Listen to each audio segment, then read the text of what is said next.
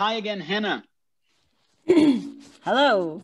So this is a rather different interview than those I had before. It's not about the climbers in the movies, but rather about the people behind.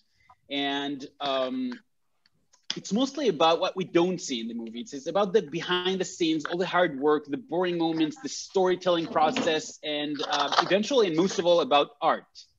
So let's just start by you introducing yourself. I'm Hannah Taylor. Art and behind the scenes is my favorite place to be. So I'm psyched to have that conversation with you. I did not think I would be a filmmaker. I started filmmaking because I wanted to actually be a midwife. And I was curious about what different types of cultures of midwifery and pregnancy and child rearing all around the world. So I ended up in Cambodia, in rural Cambodia. Somebody has their, oh my God. Yes, we're going to make sure everyone has their microphones muted. So I ended up there just trying to get a sense of this other profession and what it felt like to be around babies and moms in other places, you know, besides just America. And I ended up with a camcorder. Somebody gave me a camcorder and like a super old MacBook with iMovie in it. And I'm a little bit dyslexic. And so writing back to my family has always been a little bit daunting. And so I started just documenting bits of my day and editing little movies and sending those back instead of written descriptions of what I saw. And I just became more and more interested in the process of deciding what to shoot and then what to cut and why. And that really kind of snowballed me into this completely other direction where when I came back to the States after 3 months of being in Cambodia, I moved into a truck and just filmed everything for like a year or two, and was really bad at it for that amount of time, but slowly started, you know, wondering if I could tell stories and asking artists if I could go in and just, you know, film them being artists and see if I could make art on their art. And it just sort of slowly progressed over about 5 years. And then I ended up cutting a film about coffee for a friend of mine who had a cafe, and a producer saw it and wanted to hire me. And then I've never been great with bosses. So I lasted there for about 6 months, but that gave me the confidence to think that I could do what he's doing in my own way. And then I started making films, and I think just the choice, all of the choices along the way, I think fascinate me, you know, what camera to use and why, what to point your camera towards and what to capture. Especially in documentaries, you can't necessarily know what you're going to see before you get there. And so in the moment, you have to make choices about what you shoot because there's so many things to see in any given moment. So yeah, all those choices just fascinate me and challenge me and keep me very interested. So can you share just a bit about the project, the videos, even just for fun, you made before starting with the climbing scene? So there's a coffee one that I really enjoyed, and that was I was actually living in my boss's like guest house at the time, so I just sort of made her this little video about coffee. It's on my website, I think you could see it. I was living in my truck, so I would make a lot of like road trip videos. I was stuck in traffic in the border to get into Canada one day, and it just took forever. And so I made this, like, I think that might also be on my Vimeo, like way down on my Vimeo page as well. Just this sort of like music video, stuck in traffic, I'm bored. They're really about nothing. And I think that was part of the reason why I really kept liking it so much, because they were non-consequential films. It didn't matter if they sucked or if they were good. I think that helped me keep making films. A lot of times I talk to, my sister is also sort of in the process of becoming a filmmaker as well. And a lot of younger filmmakers reach out to me and ask me how to make films. And there's a block, I think, for people when they want to make something good. They just don't make it, because usually we make really shitty films when we start. So I think living in a car just and not getting paid and just experimenting really, I made films about anything. I think I filmed an ant on the road in the desert one day for like 10 minutes. like nothing. The film's about nothing, but it was really fun, and you get to explore and have, be brave to share them if you want. Anyway, it was helpful. Yeah. Okay, and how did you get involved with the climbing scene? Are you a climber to begin with? Yeah, I've been climbing since I was 9, I think. My brother started, and I was, I wanted to do everything he did, so I started as well, and then I stuck with it, and he didn't. So I've been climbing since I was 9, and I started making climbing films when I started dating Madeline. Actually, Madeline Sorkin and I started dating, and I had wanted to start making films in the climbing scene because I knew I could be on the wall and knew I could get to the place I needed to get to film climbing, but I hadn't really had access to anybody who would let me hang around. So we started dating, and in that year she was projecting a film on the Diamond. Actually, that was my first film. Honeymoon Is Over. I don't know if you shared that one, but that was my first film. So I wasn't expecting to make a film out of that. I really just I threw myself over the cliff on a rope, essentially, just to see what it was like to film climbing and try and just experiment with what that was like. And then she ended up sending that route, and then her sponsors reached out to me because somebody had said I was up there with her a bunch of days. So I made a film in retrospect, but there again, I think shooting, not having any pressure of making anything good, really was supportive at the same time, as I was just up there seeing what it was like to be in the freezing weather. It's actually interesting. We talk a lot about storytelling and being able to narrate a movie and have an idea, a general idea what it's about. But you're talking a lot about retrospect. So at what point do you know actually, okay, this can be a good story? And also, how much do you know, like, this is what I want to get out of it, or like zero? It's only in retrospect. It has only up until about a year and a bit ago. It was only in retrospect, and I think that spoke to my skill level in making films. I'm very good at being an opportunist and being creative with the material I have.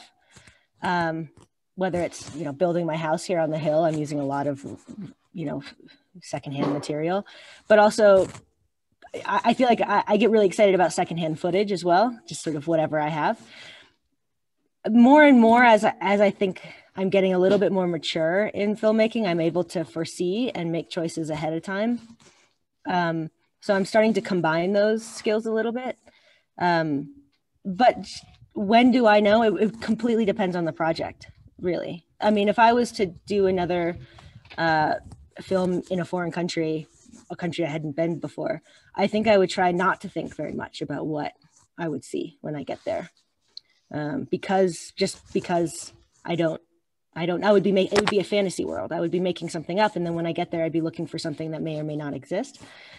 If I'm making a film about a friend in Colorado, I think I could probably have a lot more of an understanding of what to expect, and so I'll probably put a lot more forethought into that type of a film. But still, it's a documentary, so you never know. Mm-hmm. Okay, so actually, let's take WADI RUM, the movie, as a study case in that sense, because that's pretty far from where you live. I guess that budget is an issue. Crew, how does it all work? So, like, between like this spectrum between like being planned and having a vision of what do I want out of this, and like not having anything at all. So, can you tell me how this all WADI RUM movie that ended up in Reel Rock, which is like one of the biggest movie productions, how did it all unfold?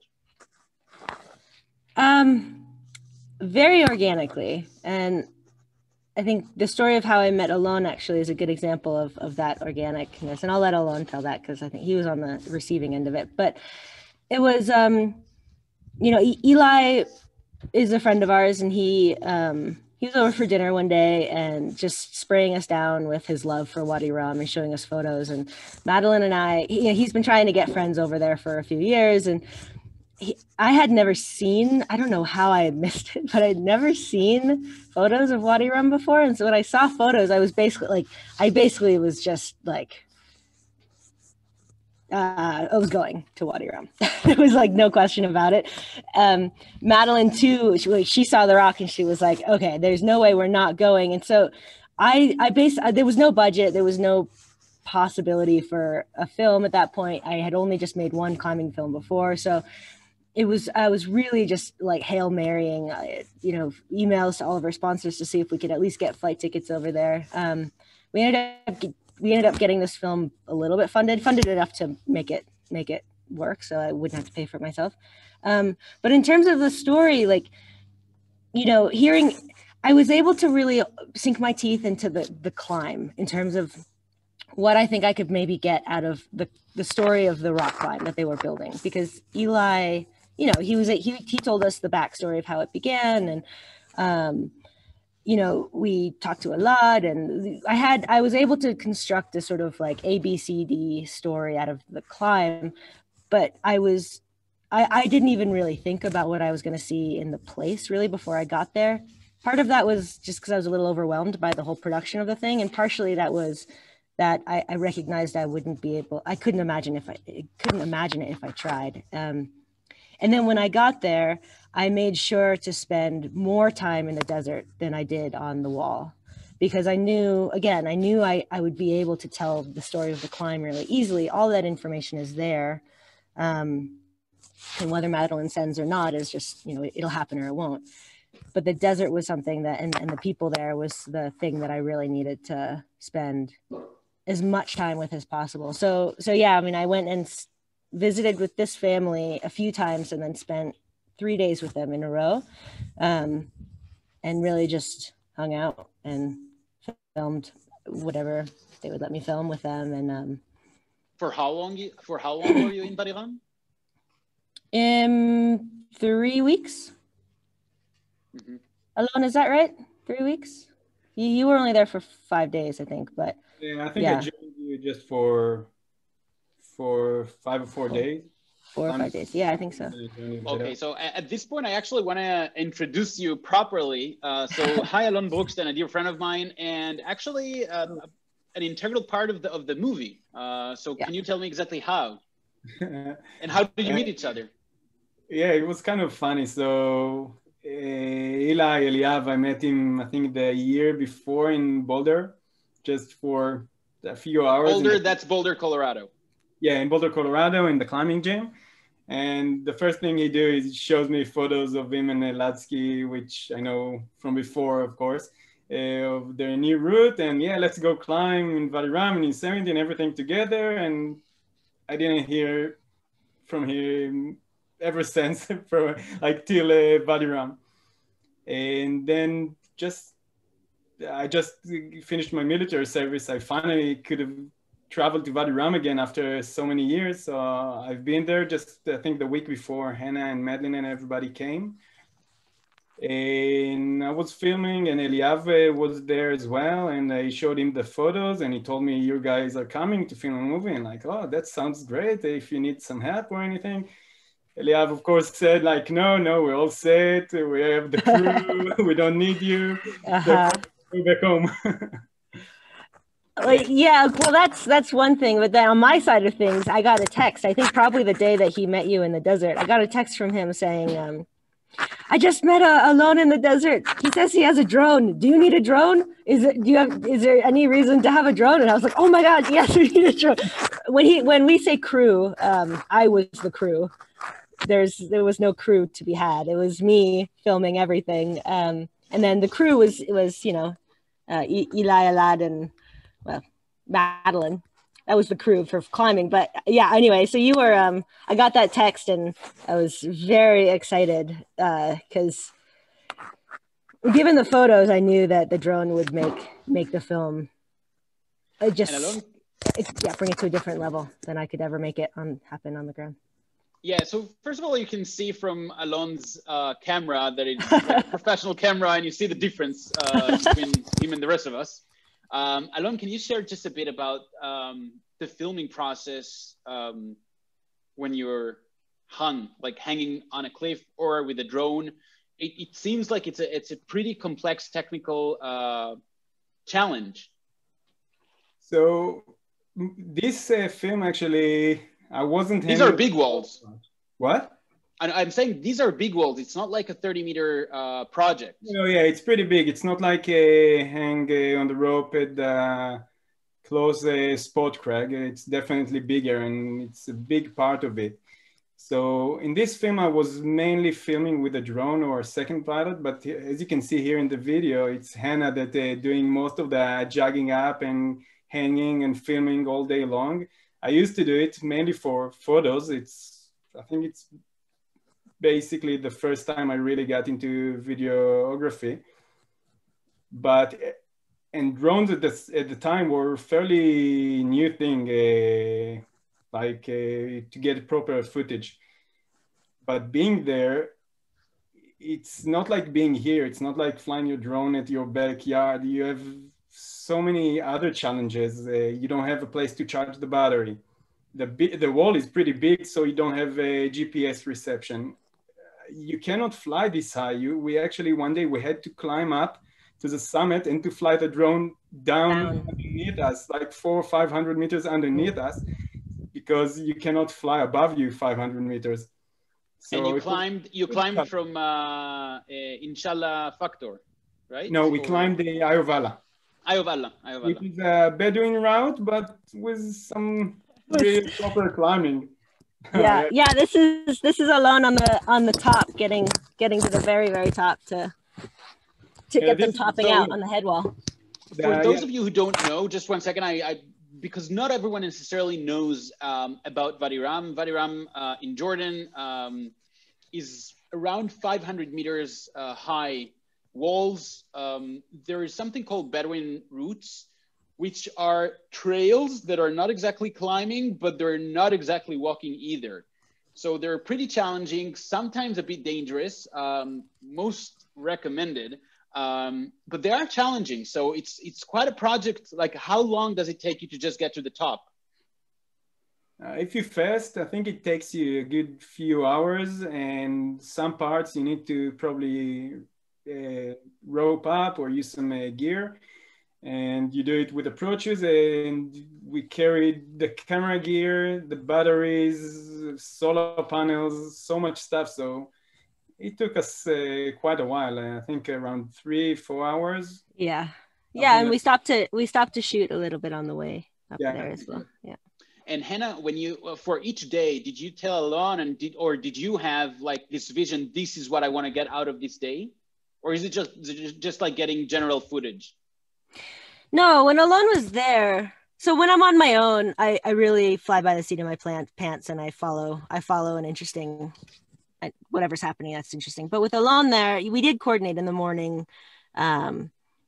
We would coordinate what the climbers were going to project that day and what we hadn't gotten with the drone, and what we wanted to, especially since I was shooting on the wall and he was flying the drone at the same time. We had to coordinate because I didn't want to be in the climbing shots. So, the one where the video that we just saw was him just practicing while I was actually getting the footage. And then I would jug up and sort of hide in a nook somewhere, and he would fly the drone and get those shots. So we also had walkie-talkies, I believe, right? I remember there being walkie-talkies, and like, feeling kind of badass about that. Yeah, I don't think we used it too much, but yeah. But yeah, no, Alon and I would coordinate for those 4 days that he was there for sure, because we wanted to make sure to maximize you, and then you broke your drone, and that sucked. Yeah, I did crash. Story. That's the only crash the drone. Alon has quite a few new toys since then. Yeah. So nothing to worry about. But I do want to ask. I've ever flown a drone, so just I didn't tell you that at the time. Yeah, I know. Yeah, it was the first time. So I was thinking he could just do anything, and then like the end of the third day, you were like, "So I crashed my drone, and if you need any help, I have my other camera." That was the end of that. So it was good while it lasted. Not too bad for a first time being in real life. Not bad. No. No, not at all. So I actually want to ask you now, Hannah. You were hung on the rope for hours, for days. Oh yeah. What's that like? It's sore. I mean, yeah, it's really uncomfortable, really sore. Really cold. That the wall, I mean, WADI RUM is a hot desert, but when the sun went behind the wall, which was around 11 o'clock in the morning. You're just sitting in shadow all day, and it was very cold. The diamond was more difficult. I would like sit in a harness in snowstorms. That was even worse. So I think comparatively, it was nice to be up there. But no, I mean, physically, it's just a ton of labor. You're rappelling down and then jugging up, and then rappelling down and jugging up, and sitting in the harness while the climbers are resting. And it's just, yeah, my legs get bruised and my abs get sore. But the thing that was beautiful about where we were is that wall is just outside of the town of WADI RUM. And so there was the call to prayer would happen. You know, I think it would happen like 3 times while we were up there generally. And the echo of that was so cool against the wall, and the ricochet of the sound all around us. And so I think that was probably the easiest hang for me, because there was so much to watch on the ground and listen to that was unfamiliar. So it was quite fun. I really enjoyed it. But yeah, it's physically very challenging. So just before moving to post-filming part, actually compiling everything into a movie, into a story, I just want to ask one more question. Madeline is your girlfriend, and you're invested in this. This is not just like a regular movie, and it's not actually the only one. That the diamond is also the same. So what's that like? In that movie, you're asking Madeline, and she says, like, days that I cannot go climbing, I'm getting crazy. Like, am I good enough? Am I this? Am I that? Like, this is a professional climber with all that's involved in that. So what's that like for you? It's taught me a lot about how to be a director, actually, and managing the subject. It's challenging. In the beginning, it was a bit challenging for our relationship, because I have a vision of what I want, and she has a vision of what she wants, and it's not always the same thing.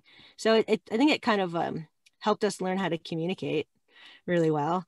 But it's hard. I mean, when she's not doing well, she gets really, she has her own experience around struggling with the process of rock climbing, and me as a creative trying to figure out how to incorporate that into the story without it having just being this like, obsessive climber internal dialogue is really interesting. And I think it requires a lot more nuance and paying attention to what she's really saying and how it really feels and what that means for, moving forward. And I'm constantly tracking to try to get a sense of like, if it's realistic that she'll send or not, because I need to start like building a story around, if she does, that's a different outcome and it's a slightly different story. And if she doesn't, then that's that story. And so it's just a ton of tracking of your subject. And so I think I've learned a lot about direction and being a director.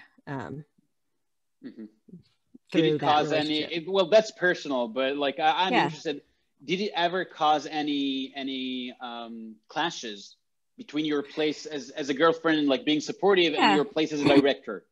Oh yeah, no, it has done for sure. Not so much in WADI RUM. We went to the Dolomites, and that was really challenging because I didn't get what I needed to get in terms of shots, because they were wanting to climb things that weren't going to help me actually make a film. They wanted to climb things I couldn't follow them on, basically, so I couldn't film them at all. And so it certainly does clash. Like, what I need to actually make a story is not always what is the most fun thing to climb when you're out climbing. So finding that balance, it's challenging. But I would make another film with her for sure. Again, it's never so uncomfortable that we don't like it. Okay, so first of all, thank you for sharing. And my next question is about the more artsy part of the storytelling. You have a lot of editorial decisions. Like, how do you tell this story? Even WADI RUM, for us, we saw the movie, for us, it's very clear what happened there. But that's your version of what happened there, and that's the story you told. And it's amazing, but it's really interesting for me at least, and I guess for most of us here, to understand, how do you make these decisions? How do you even start? Like, how do you approach this? Yeah. Specifically, like my own philosophy or WADI RUM specifically? Both. Want to know about? Both. Yeah. So WADI RUM was one of the more difficult films I've ever made, still. And I don't, not because of the climbing, but because I was incorporating some Bedouin lifestyle.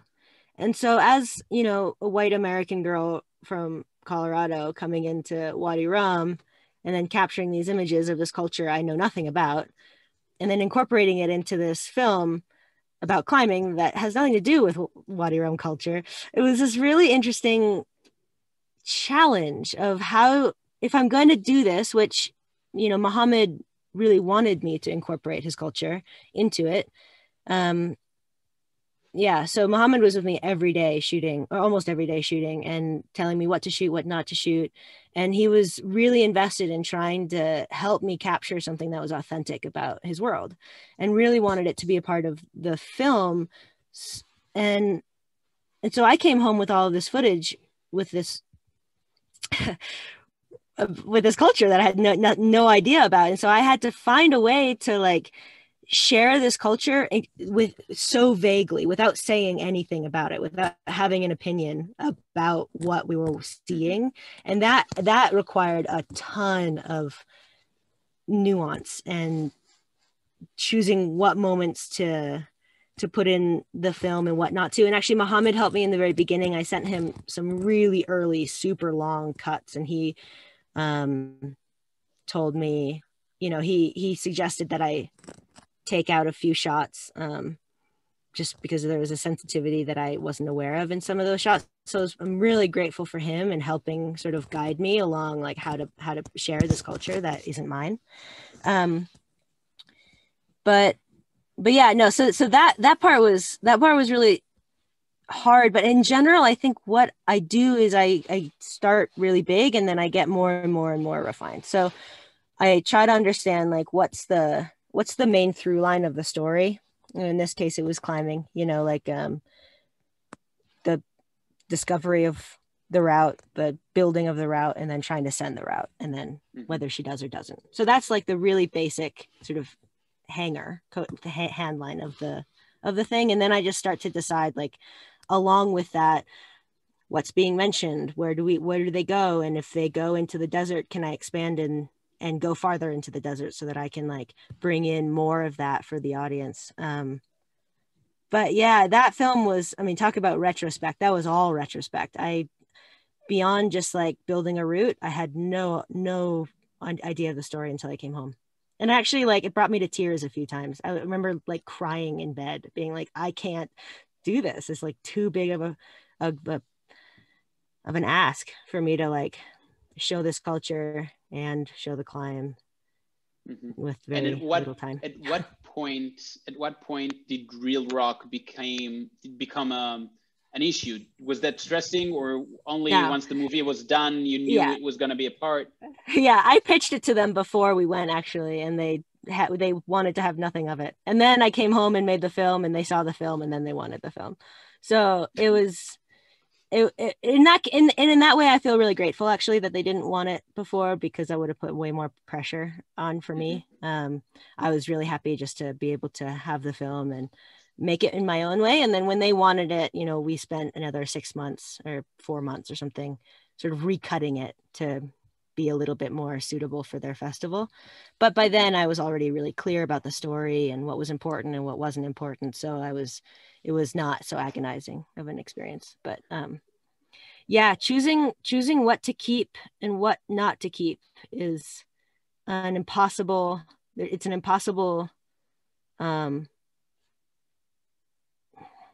there's no formula. It's really, you just, it's with a documentary, there's no formula for it. It's partly gut, partly like, you know, showing it to friends and trying to figure out if the message that you're wanting is actually coming across, and if not, then you have to make changes. So it's just, tinkering, endless tinkering. Yeah. And you're saying it was like 4 to 6 months of extra editing.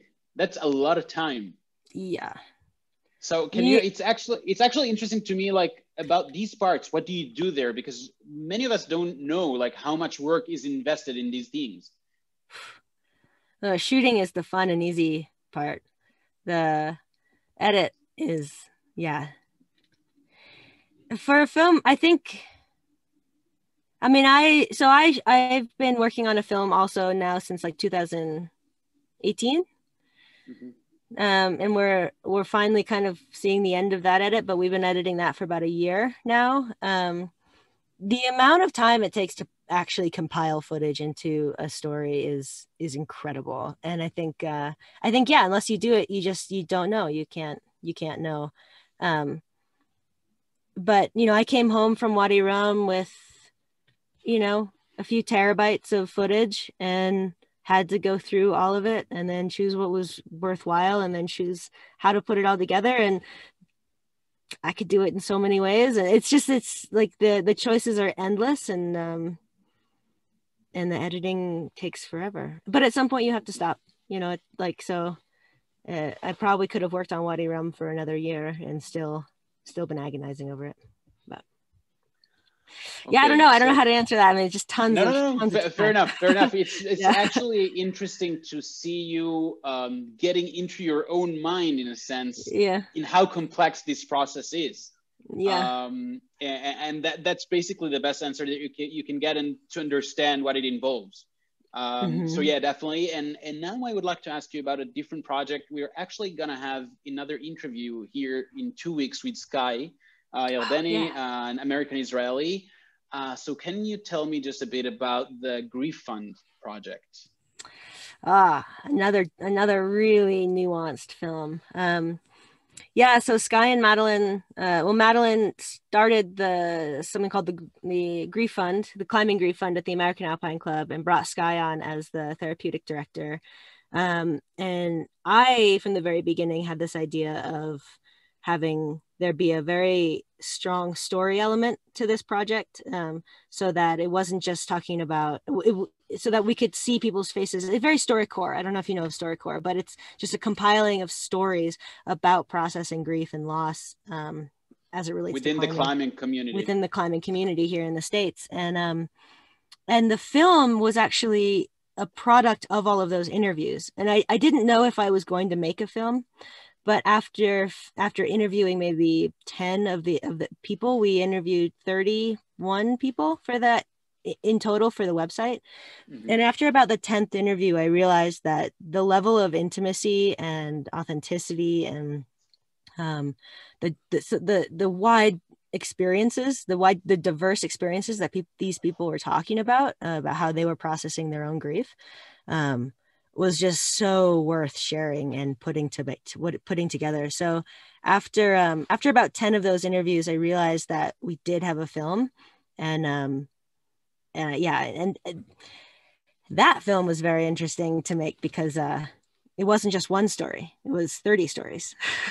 So that's a whole nother story. It's a whole nother kind of level of choosing what sound bites to take from each story and where to put them, so that the context in which the original person was telling their story and isn't changed by everybody else telling their story around them, if that makes sense. So it's this very like complicated web of people's experiences, and it's beautiful. I felt so grateful to work on that one. But, I'm going to explain just a bit in Hebrew about this project. אז סקאי ירדני, מטפס ישראלי, חי בארצות הברית, הושפע מאוד ממוות בין השאר של סלע דויטש, חבר קהילה יקר שנהרג פה בארץ בתאונת טיפוס. זו הייתה תקופה שהיו בה כמה מקרים ברצף, גם בארץ וגם בארצות הברית, והוא החליט להתחיל איזשהו פרויקט שלם שנקרא The Grief Fund, שהוא מאוד מאוד מעניין. אנחנו בעוד שבועיים נקיים פה מפגש זום כזה ונשדר גם את הסרט למהלך הסופש, הסרט של האנה, שהוא מתעסק גם בסרט וגם בפרויקט בכללותו, נושא מאוד מאוד רגיש ומורכב, עוד ראיון קצת שונה ממה שאנחנו רגילים, שהוא לא רק כיף והחוויות הטובות, אבל הוא חלק מהעולם הזה שלנו. אז הנה קצת קונטקסט. האנה, now back to English.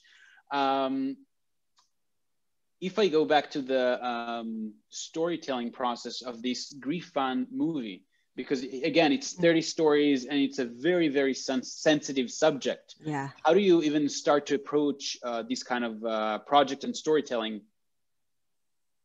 So that one, I picked out the sound bites that I thought represented the grief fund really well. Mm-hmm. So, and I sort of anchored them in the timeline. So that I would make sure that in the film we also communicate what they're up to as a organization, trying to really offer a non-judgmental and holistic approach to processing loss. So I knew I had to represent the grief fund really well, and I used that as a starting point to pull out the sound bites that really resonated with their work. And then I anchored them along the timeline and then sort of built out each one from there. So I pulled in, and another thing I also did was identified some themes that everybody talked about. A lot of people talked about sort of their relationship to climbing changing after an incident, whether they went really far into it and got more obsessive, or whether they pulled away and didn't climb. There was a change in climbing. A lot of people talked about kind of going numb. A lot of people talked about anger. So I identified what was a sort of common thread through a lot of the interviews. And I used that also to sort of fill in the gaps between those anchoring sound bites that I pulled out originally. So it was a combination of really, really communicating what the organization was up to through these people's stories, as well as trying to show that we're all having a very common experience, but a very unique experience. And then after I pull out all those sound bites, it was a jigsaw puzzle about who to put, what interview to put where. Because sometimes if I put an interview, there was one incident where I had a woman talk about, I had a man talk about addiction, and then a woman after that talk about her relationship to climbing. And separately, they were both really beautiful sound bites, but together that context made it sound like the woman was addicted because of where I put them together. And so it was this jigsaw puzzle then of moving all of those stories around until there was a flow that, again, didn't make anybody look or sound different than who they are, but was still able to show the breadth of experiences. So that one felt actually like a puzzle to me. It was really cool. Very, yeah. Okay, so first of all, again, thank you for sharing. And we're gonna see the movie and talk about the movie and the entire project in 2 weeks. Yeah. And just before moving on to our last part of the Q&A session, I would like to ask you about current and future projects. So what's going on? Yeah, well, this year's been hard to start projects. No surprise there. But I have been working on a film called An Accidental Life with my friend Quinn Brett, who she fell about 120 feet off of El Cap, off the nose route in 2017. And I started filming her very shortly after that accident, when she was still in the hospital in 2018, and filmed her for about 2 years, almost consistently. I mean, we spent at least a day together every week for about 2 years, if not more. And so I have been in the process of editing that, and we need a little bit more funding to get us over the finish line, but if it's looking positive. So if we can get that, then me and my editors can finish that by April, hopefully, and we'll have that by the end of the year to distribute. It's called An Accidental Life, and it's about the transition of somebody who's was highly functioning, very elite athlete to wheelchair bound, and needing to transition her life and her mind into that reality. So it's a very intimate look into that process, the first 2 years of that process. So another pretty heavy film. Yeah. It's interesting because it seems that you choose subjects and topics that are not the usual climbing movies topics, and also your way of telling the story is a bit different. Yeah, that's very intentional. Yeah, I reckon, and I really appreciate it. I think it's really nice to have that in a different vision for climbing and how we experience climbing and life in general. So at this point, Hannah, I would like to thank you so much for accepting this interview and enabling us to show your movie for free for the weekend. Everyone, at this point, you're more than welcome to set up your cameras and join to our Q&A session. So feel free to turn on your cameras. I already had one person sending me a message with a question. So if you want to ask the question, feel free. If not, I will ask it. I'm going to give you a few more seconds. Guys, again, feel free to turn on your cameras. We would like to say hi to everyone. Hi, Yuval. Good to see you. Tali, Amir, Boaz. Okay, so the first question is about the technical gear, actually, the cameras. What kind of gear did you use? Alon, go. So actually, both cameras were yours, and they say on the WADI RUM film, and we used two Sony A7S2. Alpha 7S Mark II, and now you have the Mark III. And But what was the drone? The drone was the Mavic Pro Mark I, and later for more shooting it was the Mavic Air. But today, there you go. The drone are way better. Yeah, yeah, that was it. It was just two A7S2s and a drone, and then some microphones, some lav microphones for interviews. It was super small kit. And for how long? How many sessions? Is it just one time in WADI RUM? Is it a few sessions? For how long were you there? Oh, just one go. Yeah, our budget was so that we had to get it all in one pass, and we were there for, I think, 3 weeks, or maybe just a little over 3 weeks.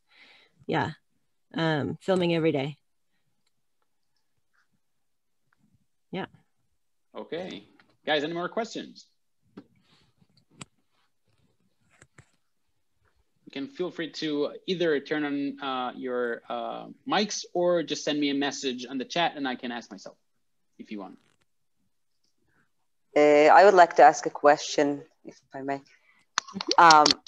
Your films are packed with emotions. I mean, WADI RUM, sorry about the cat, it's disturbing. I mean, usually climbing films are just, you know, you have stoked, you have psyched, you have failure, but I mean, WADI RUM was about love. I mean, love of climbing, love of mankind, and I wonder, how do you do that in a documentary film? I mean, you just film what you have, but the story is just exploding with emotions. If you can explain a bit about this process. I think, I mean, okay, well, on the topic of love, it's pretty clear to me that if I make a film about humans, then I have to find a way to fall in love with each human I make a film about, whether I like them or not. I have to find something to love about them because I am taking their image and I'm having my way with it. And so I think that love is a really good place to start making a documentary when you're making it about humans. If you're making it about the politics or the environment, maybe you can have a different approach. But I make my documentaries about people. So I need to find something that is worth loving in all of them. And I think the emotion piece is I've always loved staring at people. When I was a kid, everybody told me to not stare. And I was confused by that because I was never staring. I was just watching. I was watching them and I was watching what they looked at and what they liked and what they smiled at. And as a filmmaker now, I get to really do that in a very hyper focused way. And if you look at somebody long enough, the small moments about the way that people exist in this world are packed with emotion. And so if you choose to use that in your film, use the little moments that don't matter really, But if you choose to linger there long enough, then the audience will feel that, all of that emotion that we all have in all of the little moments of our life, because we're given enough time to project and to perceive them. I think a real shame about climbing movies is that they're cut so fast. There's very little time to like exist and to be with the people having these really intense experiences rock climbing. And so I think that the pacing of my film and the amount of time that I spend in those little moments that I notice because I'm staring at people is really critical for allowing that emotion in, like allowing what's there to be there. Yeah. I don't know. That answers your question. Yuval is asking, how did the movie get in Reel Rock13? Did you address them or did they address you? What was the process? I'm trying to remember. I made the film. I think I might have sent it to one of those guys just to say, hey, this is where it's at. They didn't have any room for it originally. And then a film that they were making a film about Marc-André Leclerc at the time, and he died that year. And so they weren't able to finish that film. They finished it now and it's going to come out in the next year or two, but they weren't able to finish it then. So they had this opening and I had a film already cut. And so they, the timing was just so that they asked if they could sort of adapt it for their festival. And I don't know who reached out to who. Their office is like 5 blocks away from my house in Boulder. So it might've been that we saw each other on the street and I mentioned it or something, but it was sort of mutual. I had a film that I wanted as many people to see as possible, and they suddenly had a spot. So, yeah. So many of us fantasize about being in Boulder, Colorado, and like at least half of the people I interviewed already live in Boulder, Colorado. It seems like it's a small town and everyone knows everyone. Yeah. Or at least the climbing community is pretty... The climbing community is pretty, it's not small, but it's very social. It's very social. Everybody gets out. And honestly, I like the Israeli climbing community more than the Boulder climbing community. So you don't change. You guys are doing great, whatever you're doing. Okay, so I'll take the advantage and say that you are more than welcome to Israel once this whole COVID craziness is over. Thank you. Yeah, and we'd be really happy to have you here as our special guest. And at this point, I would like to thank you again for being here with us, spending time and enabling us to have your movie broadcasted for the weekend. So thank you, everyone. Thank you for being here with us. And I'm going to take your words and say, don't stop staring. We enjoy when you stare and make movies. Yeah, thank you very much. Thank you for having me and listening to me and watching my film. It's such an honor to be seen in this way. So, I appreciate all of your attention. Okay, so thank you, everyone. Thank you and good night. Bye-bye. All right. See you. Goodbye. Thank you. Bye-bye. Bye-bye. Thanks. Bye-bye.